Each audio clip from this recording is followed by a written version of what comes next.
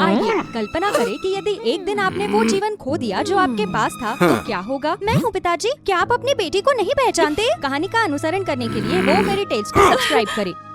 Ramie बहुत घमंडी और बिगड़ैल राजकुमारी थी। वो बाकी सभी की परवाह न करते हुए केवल अपनी परवाह करती थी। उसने जो कुछ किया वो इत्र की अनगिनत बोतलें खरीदने पर शाही खजाना बर्बाद करना था। अपनी माँ के बहुत जल्दी चले जाने और राजा के हमेशा व्यस्त रहने के कारण रेमी गुमसुम हो गई। अपनी माँ के खोने के दर्द से उभरने में असमर्थ हो गई। इसके अलावा उसमें निम्न सामाजिक स्तर के लोगों को हेय दृष्टि से देखने का भयानक गुण था। राजा इस बिगड़ैल बच्चे को लेकर बहुत अधीर हो गया था। वो दोबारा शादी करना चाहता था और रेमी को शिक्षित करने के लिए किसी को रखना चाहता था। क्या आप दोबारा शादी करना चाहते हैं और मेरे जन्मदिन पर आप दुल्हन को महल में ले आएंगे? कृपया इसे समझे रेमी। नहीं, मुझे कोई नहीं माँ नहीं चाहिए और मैं तुम्हें कभी माफ नहीं करूंगी।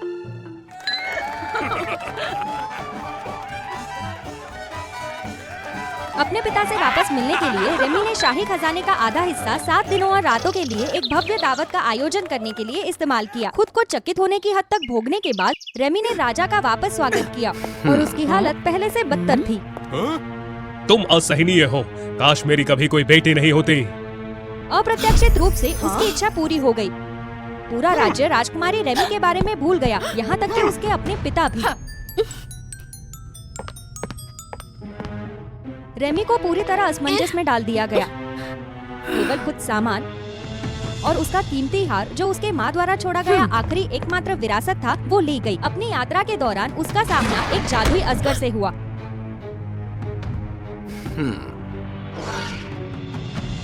कृतज्ञ अत्यत बदले में राजा की इच्छा पूरी करने की इच्छा से चुपचाप उसके पीछे पीछे चला गया। ये सब तुम्हारी वजह से है, जल्दी से मेरे लिए श्राप तोड़ो। उसकी दयनीय स्थिति को देखकर अजगर ने अंततः एक अपवाद बनाया। अभिशाप को केवल तभी तोड़ा जा सकता था जब रेमी को उसके सच्चे प्रशंसक से सच्चे प्यार का सच्चा चुंबन मिला। इसलिए रेमी ने दूर दूर तक यात्रा की, लेकिन अपने अहंकारी रवैये के कारण वो जहाँ भी गई उसे अस्वीकार कर दिया गया। अंततः एक दूर के राज्य में रेमी एक दयालु बूढ़ी महिला से मिलने के लिए भाग्यशाली थी। मेरे पास पैसे नहीं है, मेरे पास कुछ नहीं बचा है। बुढ़िया ने उसे राजमहल में नौकर के रूप में काम करने की सलाह दी। ये सोचकर कि ये राजकुमार से मिलने का अवसर होगा, रेमी सहमत हो गई। कम से कम सम्मान देने के लिए आपको अपने बड़ों के सामने झुकना चाहिए। मैं तब सम्मान दिखाऊंगी जब वे इसके लायक होंगे। घमंडी राजकुमारी को घोड़ों को सजाकर दंडित किया गया। मैं कुलीन वर्ग से हूँ, मुझे इन गंदे घोड़ों की देखभाल क्यों करनी चाहिए?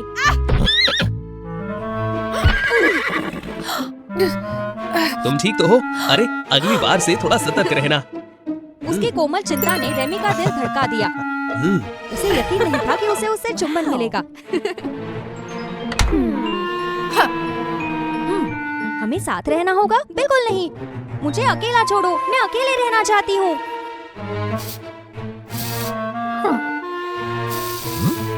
अरे तुम्हें शोर नहीं करना चाहिए, आप हमारे प्रधान को जगा देंगे। जैसे ही उन्होंने भविष्यवाणी की थी, मुख्य गृहस्वामी प्रकट हुई और निसंदेह रेमी को स्नानघर की सफाई करके दंडित किया गया। और प्रत्यक्षित रूप से नीलो उसके बचाव में आया और उसे कार्य पूरा करने में मदद की। मैं एक अमीर मालिक हुआ करता था, लेकिन मेरा परिवार दिवालिया हो गया, इसीलिए मैं महल में नौकर बन गया। आप समझते हैं कि मैं कैसा महसूस करती हूँ? हाँ, आखिरकार आपको इसकी आदत हो ही जाएगी। अगले दिनों में रेमी को एक सच्चे सेवक के रूप में रहना पड़ा। उसे खाना बनाना, कपड़े धोना, बर्तन धोना सीखना पड़ा, ऐसा काम जो उसने पहले कभी नहीं किए थे। जब उसे डांटा गया तो अन्य नौकरों ने न केवल उसका मजाक उड़ाया बल्कि उसे सांत्वना भी दी और उसकी देखभाल भी की। रेमी ने धीरे धीरे कम आजीविका के लिए कड़ी मेहनत करने वाले मजदूरों की भावनाओं को समझा। उसे एहसास हुआ कि वो उन्हें किस तरह हेय दृष्टि से देखती थी। इसके अलावा उसे अपने पिता की याद आती और उसके प्रति अपनी उदासीनता पर उसे पछतावा होता था। रेमी की दोस्ती मीलों से और गहरी हो गई। शायद वो अकेला व्यक्ति था जिसने इस अजीब जगह में उसे समझा। मैंने कभी नहीं सोचा था कि आपके साथ ऐसी भयानक घटना घटेगी। ठीक है, मैं तुम्हें राजकुमार को चुनने में मदद करूंगा। मिलो ने रेमी को राजकुमार के शिकार कार्यक्रम की सूचना दी, जिससे उसे जंगल में उससे मिलने का मौका मिला।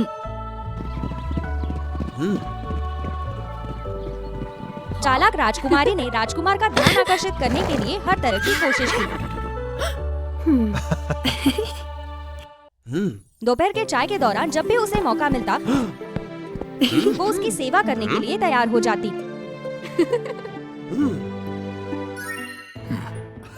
इस दौरान राजकुमार के साथ प्रेमालाप करने की अपनी योजना में खुश होने के बावजूद रेमी राज्य में युवा लड़कियों के गायब होने की खबर से चिंतित होने के अलावा कुछ नहीं कर सकी। उसे डर था कि वो अगला शिकार हो सकती है। एक दिन रेमी ने मिलो से उसे घोड़े की सवारी करना सिखाने के लिए कहा, क्योंकि वो जानती थी कि राजकुमार को इसका शौक था।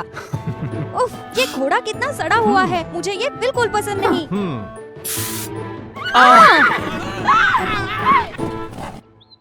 वे घोड़े पर सवार होकर एक खूबसूरत और रोमांटिक गहरी घाटी में गए। रेमी ने मिलो को उसकी मृत माँ के बारे में बताया और बताया कि वो कैसे दर्द से उभर नहीं पाई। यदि आपको एक बार दुख हुआ है तो राजा को 10 बार दुख हुआ होगा, इसीलिए आपको उन्हें समझना चाहिए और स्वीकार करना चाहिए कि वो नई खुशियाँ पाना चाहते हैं। सचमुच मिलो एक दयालु और समझदार व्यक्ति था। रेमी का दिल उसके लिए धड़कने लगा। लेकिन रेमी को क्या पता था, मिलो के मन में भी उसके लिए भावनाएं विकसित हो रही थी।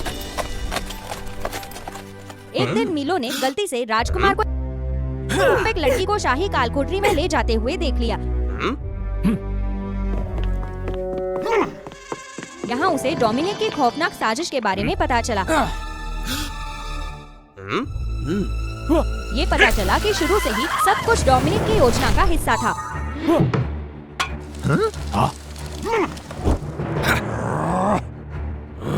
ये पता चला कि डोमिनिक को एक हार के बारे में पता था, जिसमें दुनिया पर शासन करने की शक्ति वाले डार्क बॉल कौवे की आत्माएं थी। केवल वही जिसके पास ये है, वो सच्चे प्रेम के माध्यम से इसकी शक्ति को उजागर कर सकता है। ऐसी अफवाहें थी कि हार किसी दूसरे राज्य की राजकुमारी का था। डोमिनिक का लक्ष्य अपार शक्ति हासिल करना और दुनिया पर नियंत्रण करना था। उसे युवा लड़कियों की आत्माओं और उस राजकुमारी के प्यार से भरे दिल की जरूरत थी, जिसके पास पौराणिक हार था।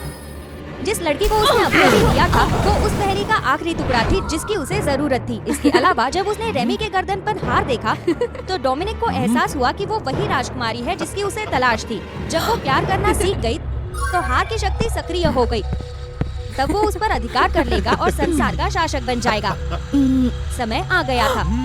दरअसल इस पूरे समय मैंने तुमसे ही प्यार किया।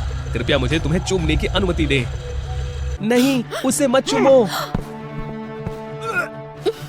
मिलो, तुम्हें क्या हो रहा है? इससे पहले कि बहुत देर हो जाए, मिलो ने खुद को मुक्त करने और रेमी को बचाने के लिए अपनी पूरी ताकत लगा दी। मिलो को रेमी के सामने सब कुछ कबूल करना पड़ा। चुप रहो। वो सिर्फ एक ईर्ष्यालु झूठा है, निम्न वर्ग का व्यक्ति। आप जैसी राजकुमारी के योग्य नहीं है। रेमी बेहद आश्चर्यचकित थी। समझ नहीं पा रही थी कि डोमिनिक को कैसे पता चला कि वो एक राजकुमारी है। वो सचमुच खतरनाक और दुष्ट था। मिलो को घायल और कमजोर देखकर, लेकिन फिर भी उसकी रक्षा करना चाहते हुए, रेमी को एहसास हुआ कि उसके जैसी राजकुमारी भी मिलो जैसे किसी व्यक्ति के प्यार में पड़ सकती है।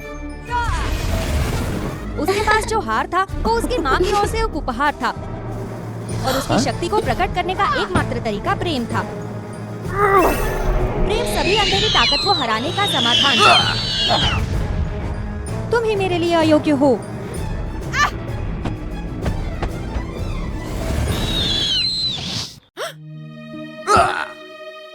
पागलपन भरी घटनाओं के बाद रेमी ने मिलो के साथ रहने का फैसला किया। उसने ये भी स्वीकार किया कि वो कभी राजकुमारी बनकर नहीं लौटेगी। अप्रत्याशित रूप से एक जादुई चुंबन ने एक चमत्कारी जादू उत्पन्न कर दिया। श्राप ने सभी को रेमी के बारे में भुला दिया, लेकिन इससे उसकी राजकुमारी का दर्जा नहीं छीना। ये अभिशाप तभी टूट सकता था जब वो किसी ऐसे व्यक्ति से शादी करती जिससे वो सच्चा प्यार करती थी, चाहे उनकी सामाजिक स्थिति कुछ भी हो। इसलिए जब रेमी मिलो से शादी करने के लिए सहमत हो गई, तो अभिशाप हटा लिया गया। रेमी को एहसास हुआ कि उसे अपने आसपास के लोगों को महत्व देने और एक जिम्मेदार राजकुमारी बनने की जरूरत है।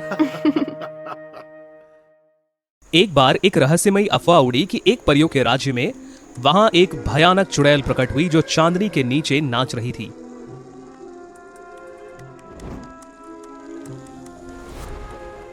और राजकुमार की मंगेतरों के कमरे में घुसकर तोड़फोड़ और छेड़खानी कर रही थी।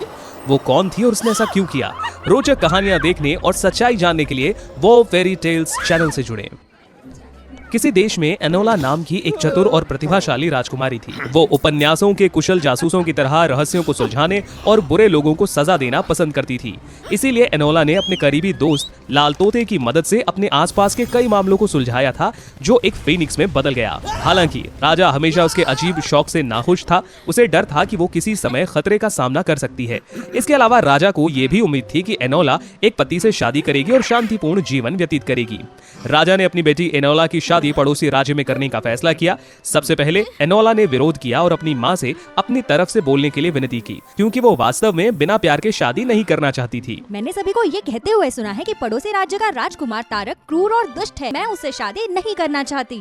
हाँ, मैंने भी ये अफवाहें सुनी है कि जो भी तारक की बीवी बनते हैं वो एक हफ्ते से ज्यादा महल में नहीं रह सकते, क्योंकि उन पे हमेशा एक भूतनी का साया रहता है जो रात में उन्हें छेड़ता है और डराता है। इसलिए हमारे बच्चे को तारक को मत देना। ये है। माँ ने अभी कहा कि तारक की मंगेतर पर भूत का साया है ना? हाँ, ये सही है। हालांकि जब एनोला ने इन रहस्यमय चीजों के बारे में सुना तो उसका जिज्ञासु मन हैरान रह गया। अगर मैं इस रहस्यमय भूतनी से मिलने और उसके बारे में जानने का अवसर चूक गई तो ये व्यर्थ होगा। तो तारक की सगाई स्वीकार करने का नाटक करने के भी अपने फायदे हैं। इसीलिए उसने पड़ोसी राज्य की यात्रा करने का फैसला किया। एनोला ने तारक के राज्य में आने के बाद उसे एक नौकरानी द्वारा उसके कमरे में ले जाया गया, जिसने उसे सभी नियमों के बारे में निर्देश दिए और उसे एक भूतनी के चारों ओर घूमने से सावधान रहने की चेतावनी दी। क्या आप उस भूतनी को जानते हैं? वो कैसी दिखती है? खैर, मैंने केवल लोगों को ये कहते हुए सुना है कि भूत हमेशा उनका पीछा करता है जिन्हें राजकुमार तारक के मंगेतर के रूप में नामित किया जाता है। ये भावी मंगेतर चाहे किसी भी कमरे में या जगह में हो, भूत हमेशा एक भयावह रूप में दिखाई देता है और उनका पीछा करता है जब तक वे देश छोड़ने के लिए सहमत नहीं हो जाते। फिर भूत अस्थायी रूप से गायब हो जाता है। हालांकि कहानी सुनने के बाद एनोला थोड़ा अजीब लग रही थी, अन्य राजकुमारियों के विपरीत जो डरी हुई थी। उसने एक रहस्यमयी मुस्कान दी। आपका बहुत बहुत शुक्रिया। मुझे लगता है हाँ, जीवन बहुत सुखद होगा। उस रात तारक की पिछली पत्नियों की तरह एनोला ने भी देखा कि भूत उसे धमकी देते हुए प्रकट हुआ और गायब हो गया। आश्चर्यजनक रूप से एनोला न केवल भूत से डरती थी, बल्कि वो तेजी से उसके स्थान पर भागी। यहाँ तक कि जब एनोला ने भूत को छत पर उड़ते हुए देखा तो वो ऊपर चढ़ने का रास्ता खोजने के लिए दौड़ पड़ी। जब एनोला आई तो उसने महसूस किया कि सामने भूत नहीं थी, बल्कि एक युवा लोमड़ी की आत्मा थी। कितनी आश्चर्य की बात है। मुझे विश्वास नहीं हो रहा कि राजकुमारी यहाँ पूरे रास्ते मेरा पीछा करती रही। राजकुमारी को चिढ़ाने के लिए कुछ तरकीबें आजमाते हैं। हालांकि एनोला बिल्कुल भी घबराई नहीं और जल्दी से लड़ने के लिए अपनी तलवार खींच ली। ओह, तुम भूतनी, मैं अपनी पूरी ताकत लगा दूंगी ये पता लगाने के लिए कि तुम कौन हो। तुम ये सब परेशानी क्यों कर रही हो? कुछ देर की लड़ाई के बाद एनोला एक कोने में वापस आ गई, लेकिन उसने जल्दी से अपने तोते को मदद के लिए बुलाया। लड़की के आश्चर्य को देखते हुए तोता जल्दी से फेनिक्स में बदल गया। आग, मैं उसके करीब नहीं पहुंच सकती, नहीं तो मेरा जादू बेकार हो जाएगा। अगर ऐसा है तो मुझे भागना पड़ेगा। दुर्भाग्य से फीनिक्स से बचने की कोशिश करते हुए लड़की ने अपना जूता खो दिया। एनोला ने उसे अवसर देखते हुए पकड़ लिया, लेकिन लड़की ने जल्द ही उन्हें गुमराह करने और भागने के लिए जादू का इस्तेमाल किया।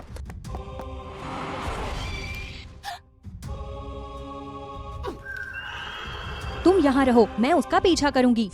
एनोला ने पीछा करने की कोशिश की, लेकिन जब वे तारक के कमरे की ओर जाने वाले चौराहे पर पहुंचे तो वो छाया गायब हो गई। अपने लक्ष्य को खोने का पछतावा महसूस करते हुए वो जल्दी से तारक के पास पहुंची, जो पास में ही था और चारों ओर देख रहा था। क्या तुमने यहाँ एक भूतनी देखी महामहिम? नहीं, मुझे परेशान मत करो। तारक के उदासीन और शत्रुपूर्ण रवैये को देखकर एनोला को केवल गुस्सा आया और वो वहां से चली गई। बाद के दिनों में एनोला ने आकृति की खोज जारी रखी, लेकिन उसका कोई पता नहीं चला।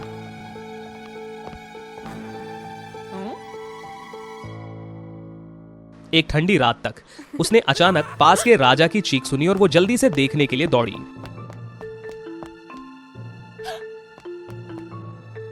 महामहिम, क्या बात है? बेहोश क्यों हो गए? ए!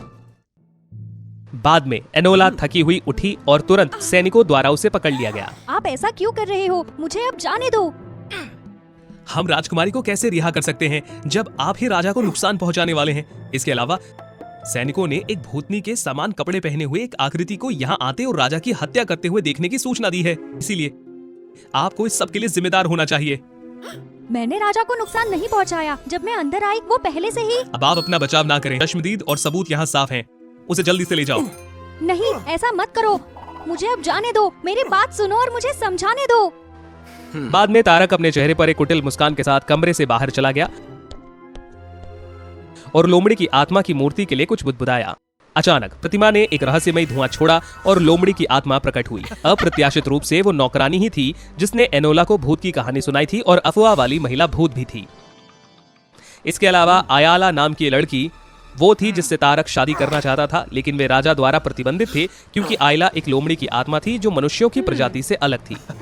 आयला, राजा अभी तक नहीं जागे हैं और एनोला पर तुम्हारी जगह भूत का रूप धारण करने का आरोप लगाया गया है, इसीलिए मैं आपसे शादी करने का ये मौका ले सकता हूँ। हालांकि आयला एक दयालु व्यक्ति थी, इसीलिए जब उसने सुना कि राजा घायल हो गए हैं और जागने के कोई संकेत नहीं दिखाई दे रहे हैं तो वो उनसे मिलने जाना चाहती थी। हालांकि तारक ने उसे इस डर से रोक दिया कि कहीं कोई उसे लोमड़ी की आत्मा के रूप में ना देख ले।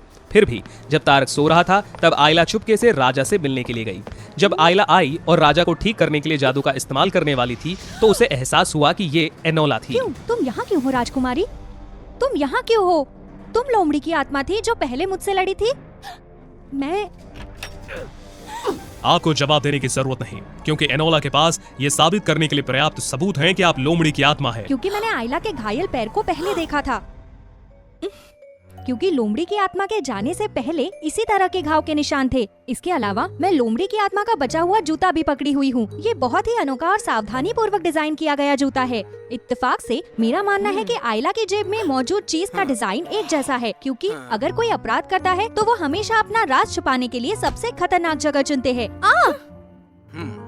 जैसा आपने कहा वैसा ही है, जूते बिल्कुल वैसे हैं। इसलिए मैंने राजा को इन सभी संदेहों के बारे में बताया और साथ ही हमने एक योजना तैयार की कि तारक क्या छुपा रहा था या भूतनी को खुद पकड़े। जबकि आयला के पास जवाब में कहने के लिए कुछ नहीं था, तारक ने कदम आगे बढ़ाए। कृपया आयला पर इस तरह का दबाव न डालें। ये केवल इसलिए है क्योंकि आपने हमेशा उसे एक बाहरी व्यक्ति माना, हमारे प्यार को कभी स्वीकार नहीं किया, इसीलिए हमें नकली भूतनी की कहानी बनानी पड़ी। इसके अलावा आयला ने तब भी आपके साथ अच्छा व्यवहार किया, तब भी जब उसे भगा दिया गया। आपकी चोट के बारे में सुनकर वो आपसे मिलने के लिए चुपके से आई। इसीलिए कृपया किसी दूसरी जाति के प्रति अपने पूर्वाग्रह को मेरे और आयला के प्यार में बाधा न बनने दे।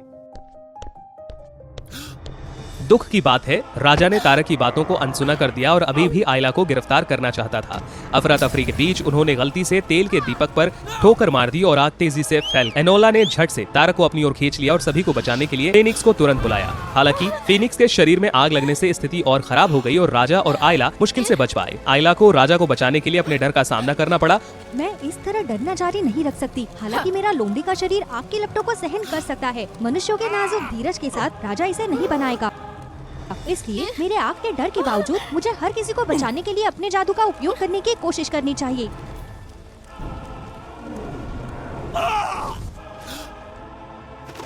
अंत में वे आग की लपटों को बुझाने में कामयाब रहे और आयला ने राजा को नरक से बचा लिया।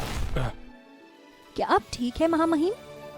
ठीक है, मुझे बचाने के लिए आपका धन्यवाद। इसलिए भले ही आयला एक लोमड़ी की आत्मा है, फिर भी उसका दिल अविश्वसनीय रूप से दयालु और शुद्ध है। आयला अपनी असली पहचान प्रकट करने और आपको बचाने के लिए पीड़ित होने को तैयार है महामहिम। इसलिए मुझे लगता है कि आप जैसा शक्तिशाली और प्रतिष्ठित व्यक्ति सही और गलत के बीच अंतर करने में सक्षम होगा और आयला के कार्यों को निष्पक्ष रूप से आंकेगा।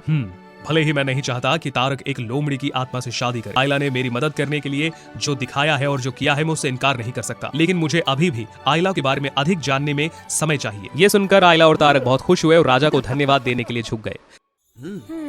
अपने देश लौटने से पहले एनोला मुस्कुराई और उसने जोड़े को आशीर्वाद दिया। मुझे यकीन है कि राजा मुझे वापस महल में देखकर हंसे या रोए ये नहीं जान पाएंगे, लेकिन अगर मैं इस अवसर का उपयोग बाहर की विशाल और शानदार दुनिया का पता लगाने के लिए करती हूँ तो ये कोई असंभव काम नहीं है। तो ये करते हैं, आइए एक साहसिक कार्य शुरू करें और हर उस भूमि के रहस्यों को सुलझाएं जिसमें हम एक कदम रखते हैं। और इसीलिए एनोला और उसका प्रिय साथी रोमांचकारी अनुभवों की खोज और भविष्य में पहेलियों को सुलझाने के लिए अपनी यात्रा पर चलते रहे।